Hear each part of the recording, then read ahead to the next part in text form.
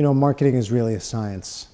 I've been in the field for over 20 years, and being of a kind of financial and numbers-oriented background myself, I've always kind of applied that scientific view and analytical process towards whatever it is that I was doing in marketing. Is this working? How much does this work? How does this compare to that?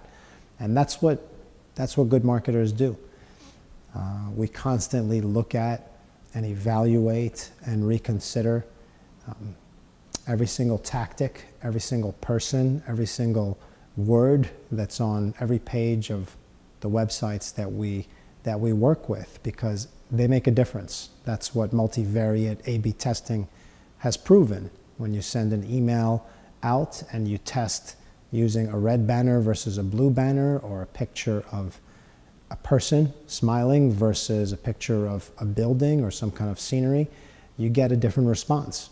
And so the scientific process requires us to test those things, to test as many things as we reasonably can, and see what works best. And the challenge is those things, what works best sometimes changes. What might work today, next year, won't work the same, because more people are looking at emails on their mobile device instead of on a widescreen laptop where they can view big widescreen images. So all kinds of factors, technological factors, environmental factors, societal factors, impact the changing tides of marketing and of customer experience, and the way people engage with different tools, different websites and products.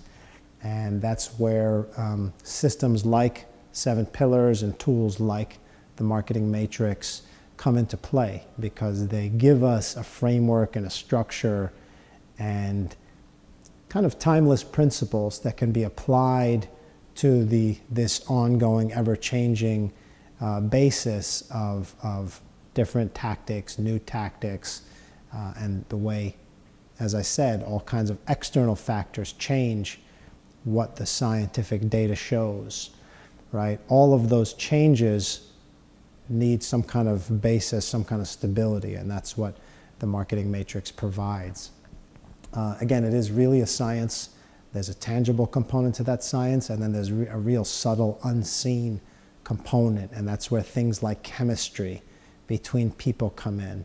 That's where, when we look at attribution, which is the way that you give credit to what tactic is really working to drive a certain result, it's very difficult to extract one tactic from another, because maybe the combination of, let's say, social media and paid search on Google is a winning combination. So we have to be flexible enough and fluid to look at attribution not just singularly and everything in different silos, but how different things work in combination.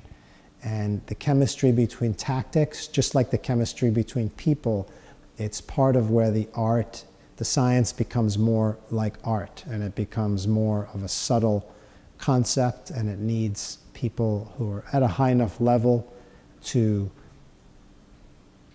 be observing everything, and to be able to then, based on that observation, be able to make tweaks, turn different dials, and continue to evaluate. Another challenge within that process is when you make changes, the results don't always show up right away. And if I make a change this month in October, how long am I going to wait to evaluate that? So if we get a good result in November, do I attribute that good result to these changes I made in October, or could it be based on some good activity that happened back in the summer? These are some of the ongoing challenges that marketers and entrepreneurs that we all face, and where, again, the more science we can apply to our process, the better. So again, hopefully you're able to glean something from taking a deeper dive into the Marketing Matrix. We will continue to revisit it, and as the application comes online, we will go into some real case studies utilizing the Matrix, and hopefully be able to share that application with you, and you could utilize it in your own experience. But for now, we're going to sign off. Have a great day and a great weekend, and we'll see you next week. Take care.